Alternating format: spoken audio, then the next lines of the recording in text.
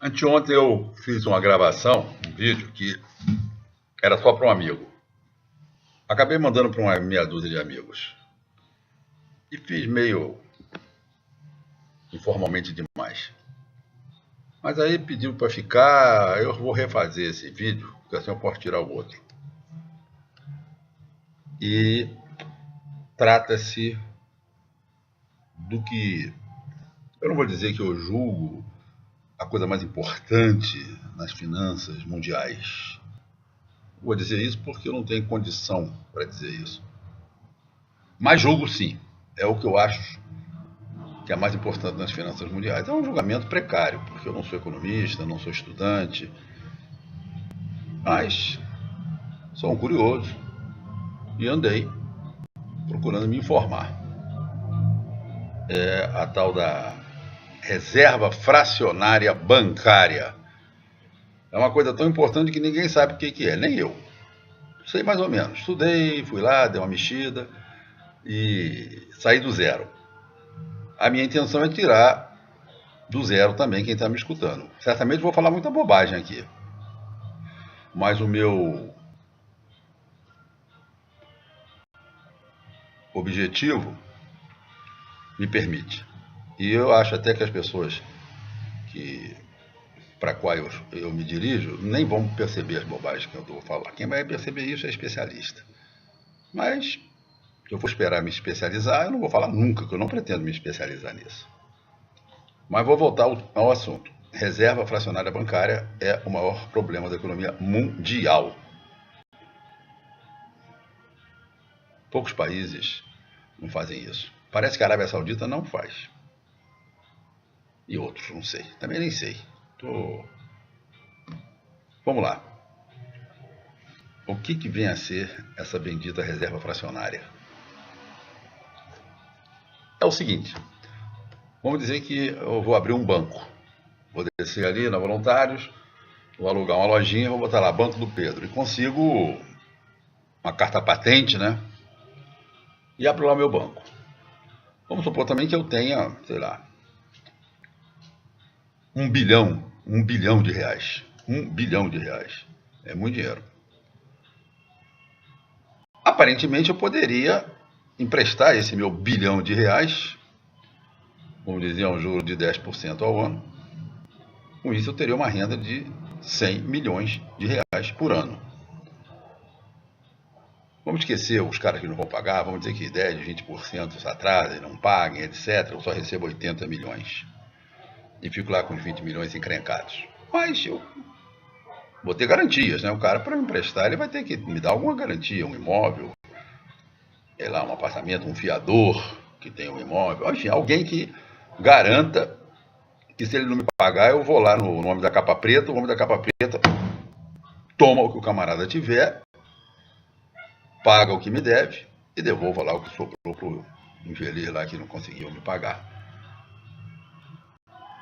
Mas com 1 bilhão, eu posso pretender ter 100 milhões de renda anuais, no máximo dos máximos dos máximos. Se eu conseguir emprestar todo o dinheiro. Pois bem, com a reserva fracionária bancária, se eu tenho 1 bilhão, vamos simplificar mais ainda. Vamos supor que eu sou americano. Eu não abri aqui na Rua Voluntários da Pátria, não. Abri lá na Wall Street. Aqui na Voluntários o negócio é mais... O Brasil é um pouco mais seguro, mas também não foge da reserva fracionária. Mas na Wall Street eu abri o meu banquinho com 1 bilhão, quer dizer, nem é um banquinho, já é um banco. Não chega a ser um banco, mas é um banco. Quanto que eu posso emprestar mesmo, que eu falei? O bilhão que eu tinha? Posso emprestar 10 bilhões. Se eu tiver um, eu posso emprestar 10. Legalmente, dentro da lei. Como é que pode isso? Pode poder. Eu não vou explicar os detalhes, mas isso é assim que funciona. E esses 9 bilhões que eu não tenho? Ótimo. Eu vou cobrar juros da mesma maneira sobre eles. E esse que é o essencial problema. Se eu abrisse aqui na Voluntários, ao invés de poder emprestar 10 bilhões, eu só ia poder emprestar 3 bilhões e 600 mil. A reserva fracionária americana é de 1 para 10. Aqui no Brasil, de 1 para 3,6. O porquê disso, a história disso, não é muito fácil de contar, não. Também não é difícil. Eu vou fazer um resumo aqui. A ideia básica é a seguinte. Eu vou partir da premissa que ninguém vem no meu banco apanhar o dinheiro. Eu vou emprestar 1 milhão lá para um cidadão. O que eu vou fazer? Eu vou dar um talão de cheque para ele, vou dar um cartão de crédito, um cartão de débito. E ele vai à vida, vai fazer os negócios dele, vai comprar o imóvel dele, vai comprar o automóvel dele e vai pagar com cartão, vai pagar com um talão. Ele não vai vir aqui na loja pedir R$1 milhão em dinheiro. Aliás, ele nem conseguiria. Hoje em dia tem lei até que proíbe. Se ele quiser apanhar mais do que R$5 mil em dinheiro, ele tem que avisar com antecedência. É complicado. Não é tão fácil, não. É possível. E na prática ninguém pega. Você pega o dinheiro para andar no bolso. Mesmo um milionário hoje não anda com milhões no bolso. Ele anda com cartão de crédito, paga tudo. Vai andar lá com a mixaria no bolso. E essa mixaria é o único dinheiro que eu tenho que ter mesmo se ele vier buscar.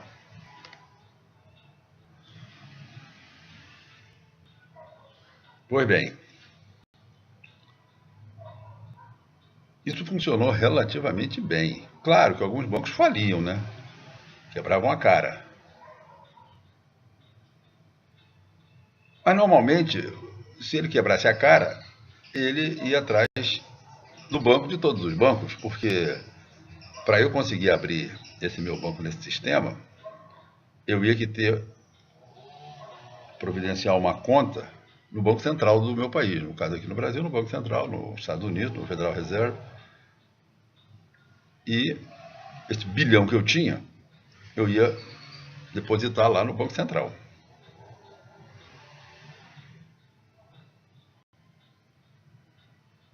Pois bem, se alguma vez eu me enrolasse e meus clientes precisassem de dinheiro vivo, acima de 1 bilhão,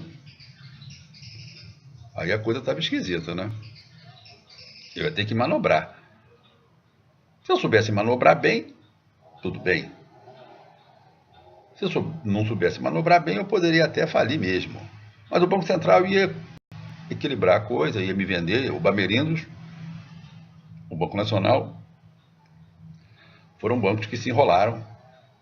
E o Banco Central foi lá, equilibrou, mirou, mexeu e passou o Bamerindos, o Banco Nacional e outros, para outros bancos mais organizados que conseguiam funcionar bem no sistema fracionário. Tem apenas uma fração do dinheiro que eles emprestam, é deles.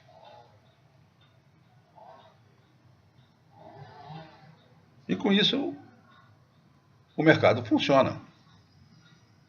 Imagina, se eu, tendo um, posso emprestar 10, se fosse lá em Wall Street, na verdade, eu gero mais dinheiro do que o governo. Porque o governo americano, o dinheiro que roda nos Estados Unidos, o governo americano mesmo, é responsável só por 10%. Os outros 90% são dos próprios bancos, a mesma coisa no Brasil. A maneira que o governo tem de segurar um pouco esse roda-roda do dinheiro é aumentar os juros primários, né? No caso do Brasil está lá, sei lá, em torno de 15%, um pouco menos. Porque aí ninguém vai pedir dinheiro com 15%. Se eu pede dinheiro a 15%, idiota, e o cara que está com o pai na forca, ou o salafrário que já armou um esquema, sabe que não vai pagar mesmo. E esse juro primário, ele também funciona para mim, que sou o dono do banco, porque se o meu bilhão acabar, eu vou ter que pegar dinheiro de outro banco, que vai me cobrar os mesmos 15%. Do dinheiro que ele também não tem. Porque o que ele tem está lá no Banco Central, é apenas uma fração. Vamos ficar nos 10% americanos, que fica mais fácil de fazer conta, né? E esse outro banco, então, fica manobrando lá pelas tantas, o problema é meu. Se eu não aguentar pagar o outro banco, porque eu meti o pé pelas mãos, vai ter que fazer um acordo qualquer, vai ter que um ProER da vida, para salvar o pessoal que tem dinheiro no meu banco. Porque se eu falir... Pois bem, o cerne do problema financeiro mundial hoje, que nós estamos vivendo um problema financeiro grave, mundial. Muitos aí acreditam que o sistema financeiro mundial vai quebrar. Porque o sistema financeiro mundial está em cima do dólar. E o que dizem aí que o dólar vai colapsar é todo dia. Vai aí no YouTube, escreve lá em cima, colapso do dólar. Havia um monte de gente dizendo que o dólar vai acabar amanhã. 28 de setembro é uma data que está muito na moda hoje. Já teve outras datas aí para trás. Mas mesmo os analistas sérios dizem que o colapso, se não é inevitável, é bastante provável. Tanto é que os bancos americanos e europeus botaram o juro primário praticamente a zero. 0,5%, 0,25% ao ano. E se você tirar a inflação, aí pronto. Na verdade, o sistema financeiro internacional hoje, os bancos sérios, os bancos com credibilidade, como o Banco Alemão, por exemplo, eles estão dando juros negativos. É isso aí. Se você tem seu milhãozinho e está com medo do colapso, fala, vamos lá no Banco Alemão. Esse aí colapsar, meu amigo, acabou o mundo. Então, pelo menos vou botar o meu dinheiro lá, que lá eu acho que está seguro. Aí o banco fala, pode botar, mas eu vou te pagar juros negativos. Você vai ter que me pagar para ficar com o seu dinheiro. Chegamos nesse ponto, juros negativos. Pois bem, existe uma teoria, que é antiga, essa teoria já vem lá no início do século XX, uma escola alemã, austríaca,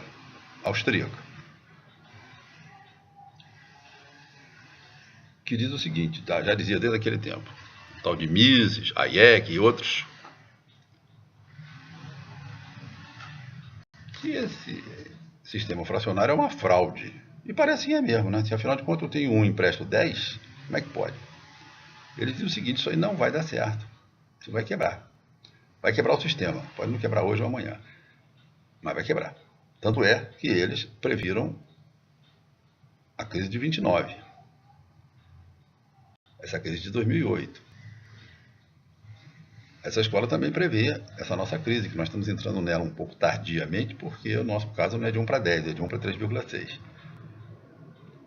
Os austríacos dizem simplesmente o seguinte, sistema fracionário é uma fraude.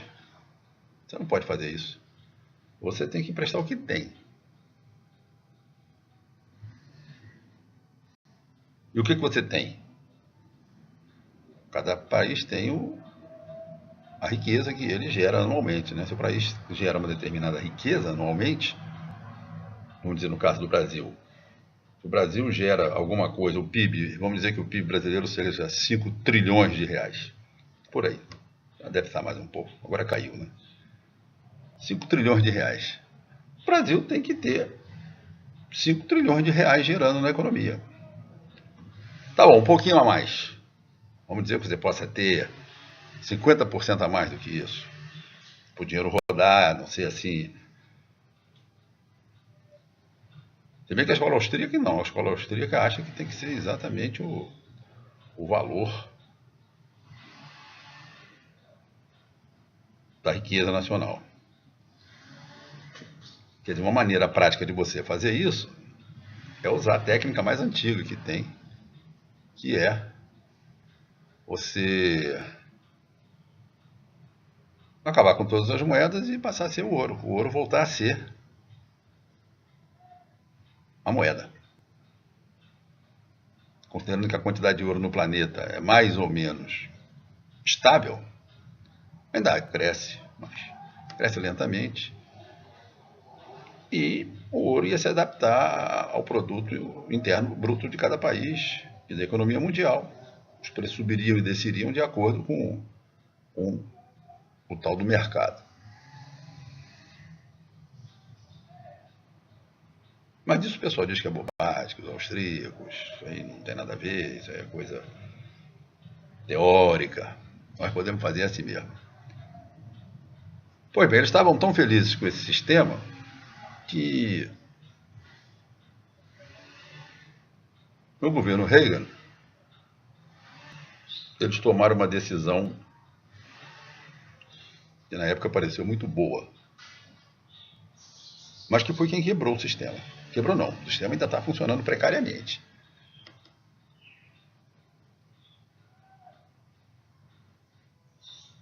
Como é que fizeram? Separaram os bancos em dois grandes grupos. Os bancos convencionais, que era esse que eu ia abrir lá em Wall Street, eu pego meu dinheiro e empresto e quero, como garantia, bens reais. Se o cara não pagar, eu vou lá, penhoro, tomo os bens dele. Eles falaram, mas tem os bancos financeiros. Os bancos financeiros, eles não lidam diretamente com o mundo real. Eles lidam, na verdade, com outras entidades financeiras.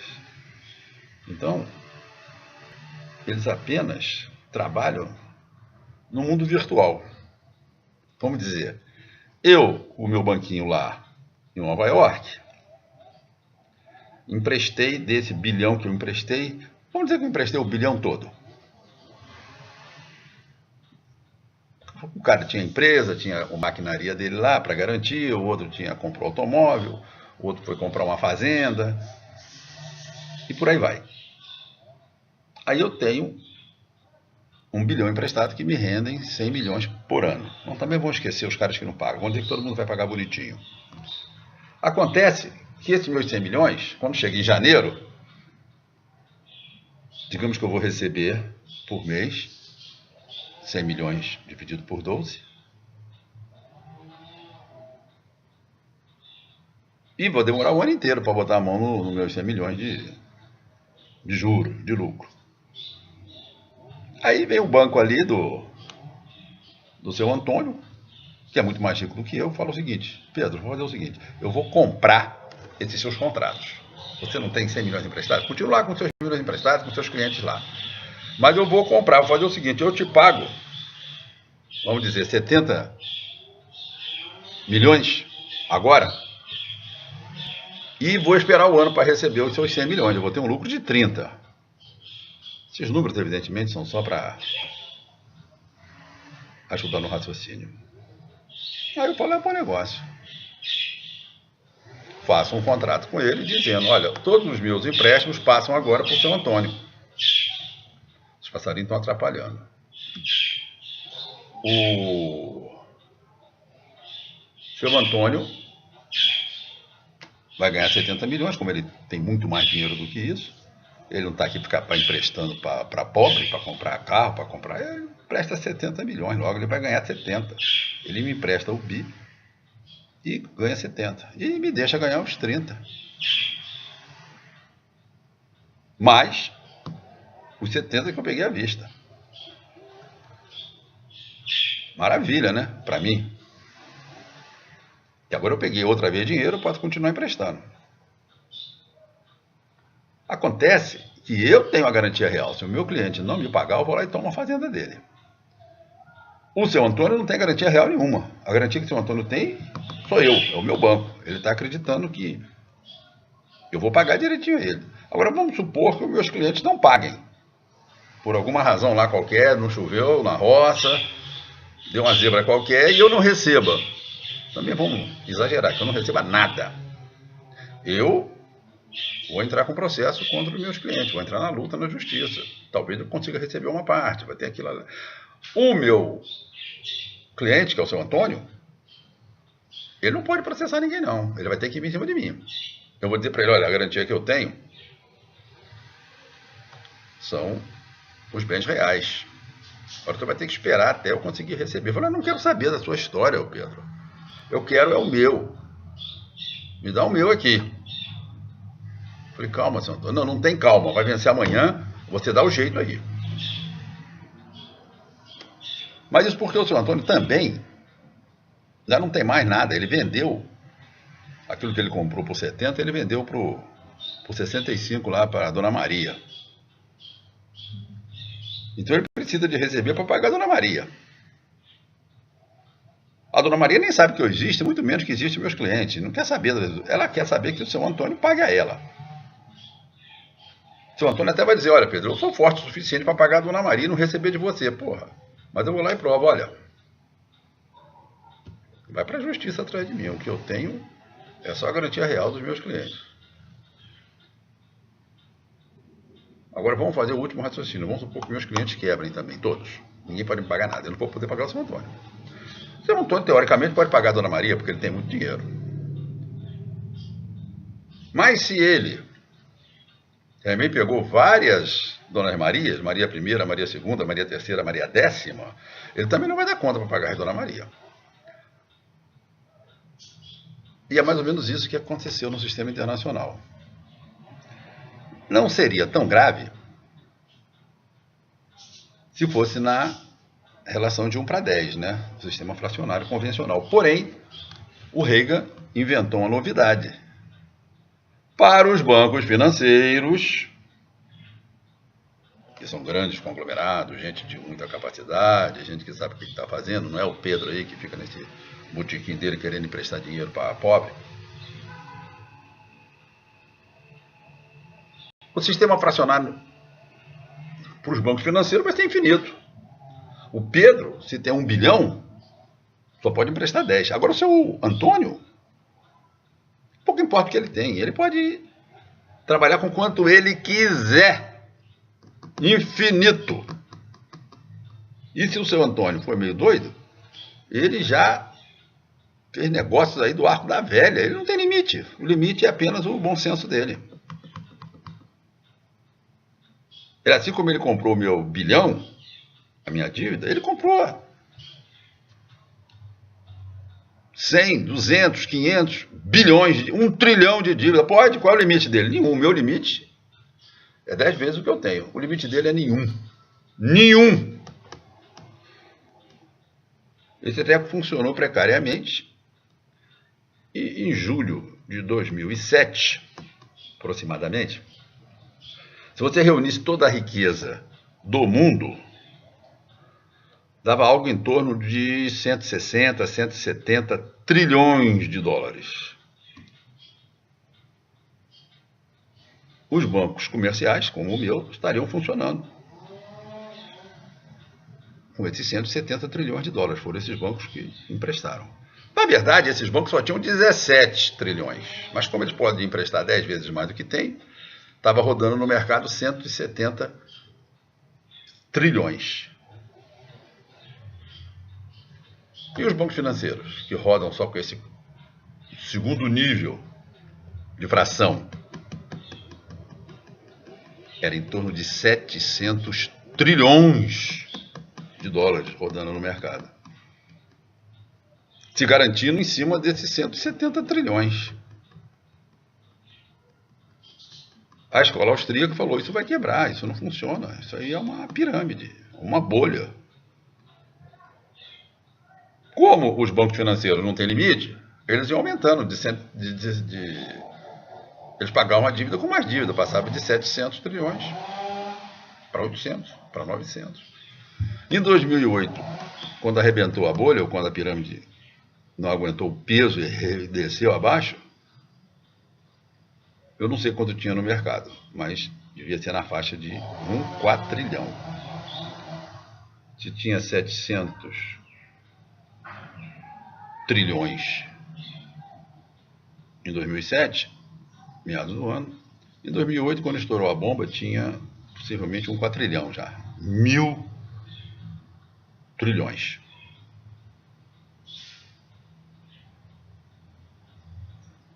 Pois bem, Até então, o governo americano, os governos europeus também, estavam acreditando que esse negócio funcionava. Por quê?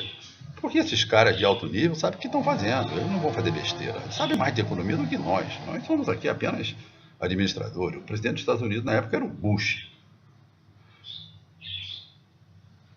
Quando um banco comercial abriu o bico, falou que ia quebrar, o Lehman Brothers, que não por acaso era um banco misto, que o governo americano também era sócio, o presidente do Banco Central, que era o Alan Greenspan, falou lá com o Bush, vai quebrar o Lehman Brothers, paciência, deixa quebrar. O banco comercial foi feito para ser bem administrado. Se o cara usou a reserva fracionária dele erradamente, isso não é grave. Outros bancos vão comprar, o mercado vai se agitar um certo tempo, mas então tá, é assim que funciona. Quebrou o Lehman Brothers. Em seguida quebrou outro. Aí, os próximos a quebrarem eram o Citibank e o Bank of America. E já entrou também a maior empresa comercial dos Estados Unidos, a empresa comercial General Motors, a maior indústria, produtora de parafuso a motor de jato, turbina. Aí sim, aí eles se espantaram. O que é isso? O que está acontecendo? Não era para estar acontecendo isso. Mas estava. Estava não, está. Foi quando o Alan Greenspan falou, olha, Bush, não leva mal não, mas nós vamos ter que salvar esses bancos, senão vai acabar o mundo. Pelo menos o mundo financeiro. Aí o Bush então fez o que ele tem direito de fazer. Foi emitindo mais dinheiro. Mais dinheiro. Mais dinheiro. E foi tapando esse buraco na marra. Como que o Bush emite dinheiro? Vamos deixar para depois. Ele cria uma dívida fictícia com o Banco Central, que na verdade ele deve, no caso do Brasil, deve de uma certa maneira para ele mesmo. No caso americano, nem tanto, porque o Banco Central americano não pertence ao governo americano. É um banco particular, apesar do nome Federal Reserve, é a mesma coisa que o Federal Express. O federal aí entra só como nome. Tem nada a ver com o governo americano. O governo americano indica o presidente para salvar as aparências e depois ele não tem a menor autoridade sobre o presidente do Banco Central. O presidente do Banco Central responde, na verdade, para o dono dos bancos que se juntaram para fazer o Banco Central. O Banco Central pertence aos bancos americanos.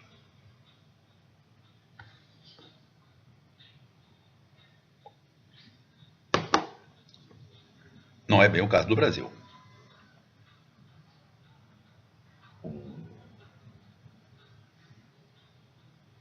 Aí o governo americano começou a produzir dinheiro, até hoje produz.